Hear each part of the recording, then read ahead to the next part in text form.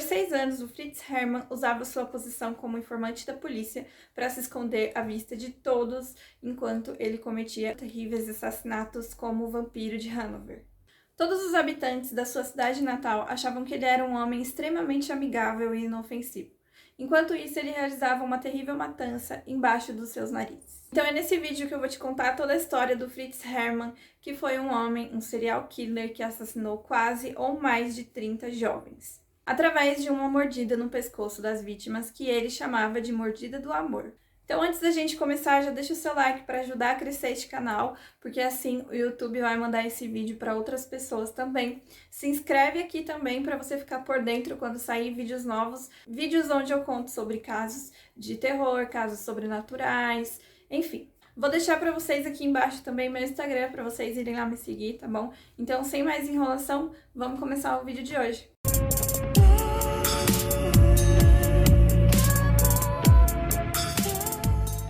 Nasceu no dia 25 de outubro de 1879, de uma família totalmente desestruturada. Os seus pais eram alcoólatras e eles eram protagonistas de diversas discussões que resultavam em agressões. Esse ambiente fez com que as suas outras irmãs fugissem de casa e mais tarde se tornassem prostitutas. O Hermann, ele era muito introvertido e ele gostava muito de brincar de bonecas. E ele gostava de se vestir de menina, colocar vestido, e a mãe dele incentivava isso. Então, quando o pai dele via isso, o pai dele agredia ele muito, ele ficava furioso. Isso quando ele ainda tinha 6 anos de idade. Então, quando ele tinha 16 anos de idade, os pais deles enviaram ele para uma escola militar na tentativa de fazer ele melhorar e ficar um pouco mais extrovertido, enfim, melhorar a personalidade dele. Mandaram ele para a cidade de Breisach, não sei pronunciar porque nome alemão. Pra mim, eu sou péssima. Enfim, na Alemanha. O que, na verdade, acabou fazendo bem até pra ele, só que meses após ele descobriu que ele sofria de epilepsia e assim ele foi expulso da escola. Depois disso, ele trabalhou durante 1 ano na fábrica de charutos do pai dele, até que ele começou a molestar garotos. Ele foi capturado, então, pela polícia e foi levado até um hospital psiquiátrico, onde ele ficou 6 meses e depois ele fugiu e escapou e cruzou a fronteira para a Suíça. Enquanto ele estava na Suíça, ele ficou noivo de uma moça chamada Erna Lovist. No entanto, em 1900, ele fugiu porque a moça engravidou e ele voltou para a Alemanha usando um nome falso para poder terminar a escola militar. Devido à sua epilepsia e provável doença mental, ele foi hospitalizado durante 4 meses em 1901 e foi demitido do serviço militar em 1902. Após a sua alta, o pai dele fez de tudo para poder mandar ele de novo para o hospital psiquiátrico para que ele ficasse lá permanentemente, mas ele conseguiu evitar todas as vezes e escapou. Depois de terminar o serviço militar, o Hermann conseguiu sobreviver só da sua pensão em 1904, que mais tarde também veio ter um aumento. Isso aconteceu quando ele foi classificado literalmente como um inválido. Então, na década seguinte, ele completou ainda mais a sua renda com pequenos roubos, prisões e crimes. Até que nesse momento ele resolveu que ele daria o próximo passo e começaria uma onda de assassinatos. Até que em 1913 a polícia já estava de saco cheio desses roubos dele e ele foi preso porque ele furtou um armazém, onde ele ficou 5 anos cumprindo pena. Na prisão, o Hermann conheceu um homem chamado Hans Grans, eu não sei se é assim que pronuncia, relevem, e ele tinha apenas 24 anos, ele era um cafetão, e os dois se relacionaram, começaram a ter um relacionamento, e o Hermann se apaixonou rapidamente por ele. Então eles ficaram juntos até cumprirem o resto da sua pena. Quando os dois saíram, eles ainda continuaram juntos e foram morar juntos, inclusive. O Hermann, então, foi colocado em liberdade condicional em 1918. Assim, ele começou a trabalhar em 2 empregos. Então, ele trabalhava para um grupo de contrabandistas e o outro emprego foi como informante da polícia. Então, naquela época, estava acontecendo muitos crimes e eles acharam que seria uma boa colocar o Hermann como informante deles. Uma posição que foi muito útil para a vida dele e para os seus próximos passos. Em 1918, em setembro, um garoto de 17 anos desapareceu, fugiu de casa, chamado Friedel Roy, não sei se é assim que pronuncia. O pai desse garoto decidiu ir em busca até ele, porque o menino não aparecia e o pai estava ficando desesperado. Então, ele foi atrás de qualquer pista que ajudasse a encontrar o filho dele. Foi aí que ele se lembrou que o filho gostava de conversar com o Herman e o Herman tinha uma fama já de sempre levar garotos para casa dele, para o seu apartamento. O pai do garoto, então, juntou todas as informações e decidiu ir até a polícia falar tudo o que ele sabia. Mas a polícia não queria dar a devida atenção porque eles não queriam, eles temiam que eles perdessem o mais precioso informante deles. No entanto, o pai desse garoto não desistiu e ele ficou lá insistindo para que eles fizessem alguma coisa. E por fim, os policiais concordaram de ir até a casa do Herman. Até que então, quando eles chegaram na casa do Herman, eles já avistaram ele com um garoto de apenas 13 anos na cama. Porém, não tinha nenhum sinal do garoto de 17 anos. Tudo que eles poderiam fazer, então, naquela época, era acusar ele por indecência como menor de idade, mas nem isso eles fizeram, porque era muito precioso a posição dele como informante, como eu falei para vocês. Então, eles faziam pouco caso, eles faziam vista grossa de tudo o que ele fazia. O Herman mais tarde até alegou que a polícia não fez o trabalho que eles deveriam fazer e que não foi feita uma busca digna ali na casa dele, porque se eles tivessem feito, eles teriam encontrado já logo de cara, porque a cabeça decepada desse garoto estava atrás do fogão dele. Então, os policiais foram lá, perguntaram alguma coisa e já foram embora e nem se depararam, nem se deram conta do que estava acontecendo realmente. Nessa época, então, o Herman já era extremamente conhecido e popular entre as pessoas. Como eu falei para vocês, ele era super amigável, ele tinha uma aparência de inocente e ele era mais conhecido ainda porque ele vendia carnes. Ele era um açougueiro e as carnes que ele vendia eram carnes muito baratas, muito acessíveis e as pessoas, a população gostava muito disso, porque a população estava passando por uma crise muito grave. E então eles não tinham condições para ficar comprando carne caras, então eles procuravam quem vendesse mais barato e o Herman era dessas pessoas. Ao longo do início de 1920, o Herman ficava a maior parte do tempo nas estações de trem, abordando jovens, oferecendo casa, oferecendo conforto, oferecendo comida, dizendo que ele tinha muita carne. Então os garotos se sentiam privilegiados com essa oportunidade tão tentadora de poder comer, de poder ter um conforto. Então eles não pensavam duas vezes, eles iam até a casa do Herman com ele. Então, como eu falei para vocês, o país estava simplesmente quebrado, porque tudo isso aconteceu também depois da Primeira Guerra Mundial.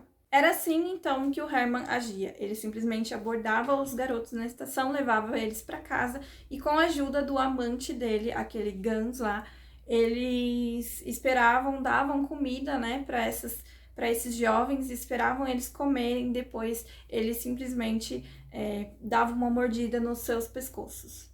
E com essa mordida, ele acertava a carótida e a traqueia das vítimas. Depois das vítimas mortas, então, eles praticavam necrofilia e eles desmembravam e descarnavam as vítimas. Muitas vezes, então, essas carnes, elas eram trituradas e feitas em forma de linguiça ou de salsicha, e também como costeletas, elas eram vendidas como carne de porco ou carne de boi. Todos os restos mortais das vítimas eram jogados então no rio Lane, que era ali próximo da casa do Herman. Então, durante 6 anos, a polícia fez vista grossa, como eu falei para vocês, de todas as atividades do Herman. Assim, era obviamente tudo que o Herman queria. Fala para mim qual criminoso que não quer ter uma vista grossa dessa pela polícia e fazer o que bem entender. E foi dessa maneira que ele assassinou mais de 30 crianças, segundo ele. Ele falou que ele não se lembra se foi 40 ou se foi 60. Enfim, todos esses crimes aconteceram com a ajuda do amante dele, porque, na verdade, ele que escolhia as próximas vítimas. Ele que apontava qual seria as próximas vítimas. Nessa época, então, ele estava no auge da sua fama de vendedor de roupas, que as roupas eram, no caso, as roupas das vítimas, e como vendedor de carnes. Então, ele assassinava suas vítimas, transformava em linguiça, em carne e vendia no açougue. Então, ele vivia das roupas das vítimas e das carnes delas. Cada vez mais apareciam pais desesperados pela cidade procurando seus filhos e nada acontecia, ninguém começava uma investigação, ninguém procurava saber o porquê, e porque sempre era naquela região, eles sempre ignoravam tudo isso. Ninguém dava a devida atenção para essas vítimas para essas vidas que estavam sendo interrompidas. Até que em maio de 1924, a polícia foi forçada a voltar sua atenção para o Herman, depois de algumas crianças descobrirem um crânio na margem do rio Lane, que eu falei para vocês. Então, obviamente, depois disso, foi feita uma busca intensa lá, onde eles descobriram mais de 22 ossadas de crianças. A cidade de Hanover, então, entrou em pânico e foi assim que ficou conhecido como o Vampiro de Hanover. Graças àquela reputação que ele tinha de levar os meninos pro apartamento dele. Então foram encontrados esses ossos, esses crânios desses garotos. Então todo mundo já desconfiou dele porque ele tinha essa fama de ficar lá na estação de trem e de levar os garotos para casa dele. A polícia de Hanover foi considerada imprópria para começar uma investigação. Eles foram retirados do caso. 2 detetives foram enviados para lá para começar uma verdadeira investigação. Então, no dia 22 de junho de 1924, esses 2 detetives começaram a investigação. E eles não precisaram nem começar, nem pensar em fazer algum tipo de esforço para que toda a verdade, toda a crueldade viesse à tona. Então, logo que eles foram atrás do Herman, eles encontraram ele na estação de trem já abordando a sua possível próxima vítima. Naquele mesmo momento, ele já foi levado para a prisão para a polícia poder fazer uma busca, vamos dizer assim, uma verdadeira busca no apartamento dele, uma busca correta pela primeira vez e bem detalhadamente para conseguir achar o máximo possível de coisas para incriminar ele. Quando eles chegaram na casa dele, eles se depararam com um verdadeiro cenário de terror. Tinha sangue para todo lado, nas paredes, no chão. Tinha mais de 100 peças de roupas das vítimas. Sob custódia, ele nem tentou negar nada, ele simplesmente começou a confessar tudo. Então, quando questionado quantos ele matou, ele disse que não se lembrava, que poderia ser 30, 40 ou até 60 vítimas. Tudo isso acontecia, então, em 1923 a 1924. Mas, no entanto, a polícia só conseguiu identificar 27 dessas vítimas e as outras dezenas eles não conseguiram encontrar. O Herman teve múltiplas acusações de homicídio e não demorou muito para marcarem já um julgamento para ele. No tribunal, o Herman insultava todos que estavam presentes e fumava vários charutos, nem aí com nada. Certa vez até pediram para ele olhar uma foto de um garoto para identificar se era uma vítima dele ou não. E ele simplesmente gritou para a cara do pai do menino e falou que ele jamais teria algum envolvimento com ele porque o menino era muito feio. Assim, então, ele foi considerado culpado de 24 desses 27 assassinatos. Herman rapidamente, então, foi condenado à guilhotina no dia 15 de abril de 1925, quando ele tinha seus 45 anos de idade. O amante dele também foi condenado e ele pegou uma sentença de prisão perpétua, mas só que mais tarde ele conseguiu recorrer e ele acabou pegando 12 anos só. No entanto, ele se casou e viveu normalmente até 1975. Após a morte do Herman, a sua cabeça foi preservada e foi levada e doada para uma escola de medicina. E em 1925, os restos mortais daquelas crianças, das vítimas dele, foram enterrados em uma vala comum no cemitério chamado Stockner.